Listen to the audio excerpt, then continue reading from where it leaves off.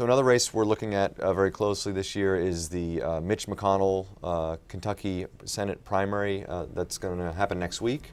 The Senate Minority Leader, everybody thought he was going to have a tough challenge from a Tea Party candidate, Matt Bevin, but it's not really turning out that way. What's happened there? Well, Bevin turned out not to be that great of a candidate, first of all. McConnell also has raised a good amount of money, has a strong standing in the state, and it turns out that he is going to probably most likely survive this primary challenge and be able to focus on the general election. And this is probably the best case scenario for McConnell. I mean, not having a really, really rough fight leading up to the primary. He can now really focus on the Democratic candidate, who's a fairly strong Democrat for red state Kentucky, Allison Lundergan Grimes. Right, and the thing that McConnell got early on was the endorsement from Rand Paul, which I think helped kind of consolidate support around him. The question, fellow Kentucky Republican and exactly. a Tea Party Exactly, who has been endorsing Republican challengers in other races, but chose to back McConnell this time.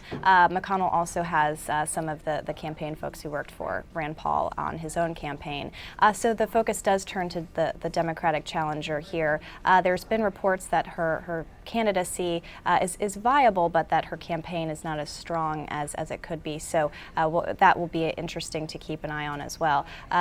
Mitch McConnell also is using his wife to campaign for him in the state as well, to kind of challenge that so-called war on women theme that Democrats are pushing on McConnell. Well, it's going to be an interesting race to watch. We'll obviously watch the primary, but it seems like we're really going to be focused now on the general election between McConnell and Grimes, another statewide candidate who we think is going to give him a run for his money. We'll keep an eye on that.